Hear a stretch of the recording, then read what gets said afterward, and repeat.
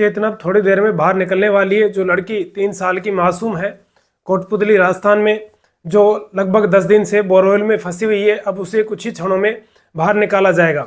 हालांकि इससे पहले की वीडियो में मैंने बताया था कि चेतना बाहर आने वाली है, लेकिन जो वहाँ के इंजीनियर थे जो खुदाई करने में लगे हुए थे, जिन्होंने जो बराबर में दूसरा बोरवेल बनाया था उसके समानांतर उन्होंने 10 फीट जो नीचे सुरंग बनाई थी वो उन्होंने गलत साइड में बना दी। यानी कि एक जो बोर था वो इधर बना हुआ था, दूसरा जो एसडीआरएफ एनडीआरएफ की टीम थी उसके 10 फुट बराबर में दूसरा बोरवेल बनाया गया।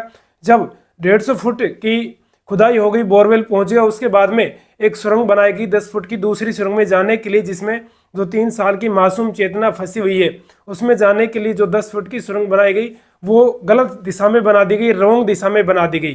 तो उस जिस बोरवेल में चेतना फंसी हुई थी उस बोरवेल में जो एसडीआरएफ एनडीआरएफ टीम थी वो नहीं पहुंच पाई। इस वजह से दोबारा से उस जीपीएस सिस्टम मंगाया गया है जयपुर से, और जीपीएस सिस्टम लगा करके जो पुरानी बोरवेल उसमें डाला जाएगा और उससे नीचे जो नई बोरवेल बनाई गई 150 फुट उसमें उस जीपीएस के माध्यम से उसकी लोकेशन ट्रेस की जाएगी और फिर उस सुरंग का मिलान किया जाएगा। इस तरह से दोस्तों चेतना तक पहुंच ही गए थे।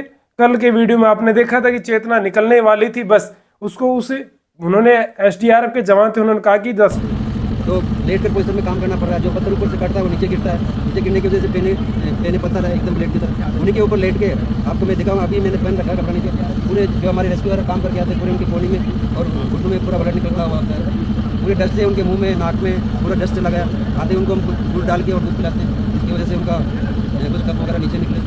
तो लेकिन हम इसको परेशानी में नहीं गिनेंगे, एक हमारा जो काम कर रहे हैं करके उसके बराबर में दूसरा बोरवेल बना दिया, लेकिन नीचे जब जाते हैं 150 फुट नीचे तो दिशा का अंदाजा नहीं होता है कि किस दिशा में सुरंग खोदी जा रही है, तो उस दिशा को भटक गए और शायद से जो सुरंग थी वो थोड़ी सी इधर उधर चली गई। इस वजह से दोबारा से जीपीएस मंगाए गए हैं और पुरानी बोरवेल में उस जीपीएस को डाला जाएगा और नई बोरवेल से उसको ट्रेस किया जाएगा। दोनों जीपीएस को आपस में फिर उस सुरंग के माध्यम से चेतना तक पहुंचा जाएगा। हालांकि जो पुरानी सुरंग वो बेकार नहीं जाएगी, उसमें कोई 1-2 फुट का फासला हो सकता है चेतना तक पहुंचने का, बस उसको थोड़ी सी दिशा देने की आवश्यकता है। तो लगता है कि अब कुछ ही क्षणों में, घंटे या 2 घंटे में जो चेतना बाहर आ जाएगी। तो ऐसे ताज़ा अपडेट के लिए आप मेरे साथ जुड़े रहें, मेरे चैनल को आप सब्सक्राइब कर लें ताकि आपको चेतना की न्यूज़ तुरंत मिलती रहे। हालांकि इसमें सोचने की बात यह कि इतने बड़े बड़े इंजीनियर हैं, इतने बड़े बड़े अधिकारी हैं जो बड़े बड़े एग्जाम पास करके फिर इस एसडीआरएफ एनडीआरएफ टीम में भर्ती होते हैं, उनसे ऐसी चूक कैसे हो सकती है कि आज साइड में गई है। तो इसका वाइट साइड में जाने के बाद में ऐसा हो रहा है कि जो ये मशीन मंगाए हैं इसको जांच करने के लिए, तो इसका मतलब प्रशासन की इसमें बहुत ज़्यादा गलती हो रही है कि ये वाइट टनल खोदी गई, किस कारण खोदी गई है? हाँ बिल्कुल है। तो ऐसा इन प्रशासन में ऐसा मतलब क्यों, कौन सी खिचड़ी बना रहे हैं नीचे वाले जो ऐसा काम कर रहे हैं? ऐसा क्या था इनको जो मतलब ऐसा पहले करना चाहिए था? तो पहले मतलब प्रशासन मतलब उसके अधिकारी को और उसके ऊपर अंत जो ये मशीन मंगवानी तो पहले कार्य करना चाहिए था इसके ऊपर। अब ये कैसा क्यों हो रहा है? पहले होना चाहिए था ये। बिल्कुल प्रशासन की बात करो, मौके पे मौजूद है, लगातार 9 दिन से आपके पास यहीं पे डटा हुआ है, एनडीआरएफ के साथ ही यहाँ पे लगातार काम कर रहे हैं। बाहर हो जाती है, लेकिन जो ये टनल की बात आज फिलहाल चल रही है वो टनल बहुत मेरे को लगता है ये टनल वाइट साइड में जा चुकी है। हाँ बिल्कुल आपने सही कहा, लेकिन अब जो मशीन लाई गई थी, मशीन कर दिया विज्ञान ने, ये कर दिया। कोरोना में बहुत सारे लोग मारे गए। पहले तो कहते थे भी पुराने जमाने में हैजा आ जाता था तो उस समय से लोग गाँव में हमने सुना है कि एक लाश फूक के आते थे शमशान में, दूसरी तैयार मिलती थी क्योंकि उस समय चिकित्सा नहीं थी, हॉस्पिटल नहीं थे, विज्ञान नहीं था। आज तो विज्ञान था फिर भी यही हाल हुआ कोरोना में। तो विज्ञान कुछ नहीं ऐसे कर सकता, विज्ञान फेल है। हमें जो कुछ करना अपने संसाधनों से करना है। पिछले दिनों राजस्थान में इससे पहले कोई घटना हुई थी, उसमें भी एनडीआरएफ एसडीआरएफ टीम फेल हो गई थी। उसी अड़ोस पड़ोस गांव का कोई बुजुर्ग था, उसने कोई अपना तरीका अपनाया, उस तरीके से बच्चे को बाहर निकाला गया। तो इस तरह से जो विज्ञान है वो कहीं कहीं काम आता है, ये टेक्नोलॉजी कहीं कहीं काम आती है, अन्यथा टेक्नोलॉजी फेल है। टेक्नोलॉजी ज़्यादा कुछ नहीं कर पाती है, टेक्नोलॉजी कुछ काम के लिए सही करती है, उससे ज़्यादा उससे टेक्नोलॉजी के गलत काम होते हैं।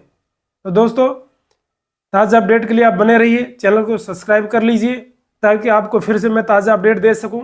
अभी हम वहीं पर हैं, इसके बाद जैसे ही चेतना को बाहर निकाला जाएगा मैं लाइव वीडियो चलाऊंगा आपके सामने, आप देखेंगे कि चेतना को किस तरह से किस हालात में निकाला जाता है। और हम सब, मैं और आप सब मिलकर के भगवान से यही प्रेयर करेंगे कि चेतना सकुशल बाहर आ जाए। तो चेतना की हम उम्मीद जगाए बैठे। पूरा गांव जमघट यहाँ जमा हुआ है। एसडीआरएफ एनडीआरएफ टीम लगी हुई है, जिला कलेक्टर लगे हुए हैं, यहाँ की सांसद मंत्री यहाँ पर आ रहे हैं।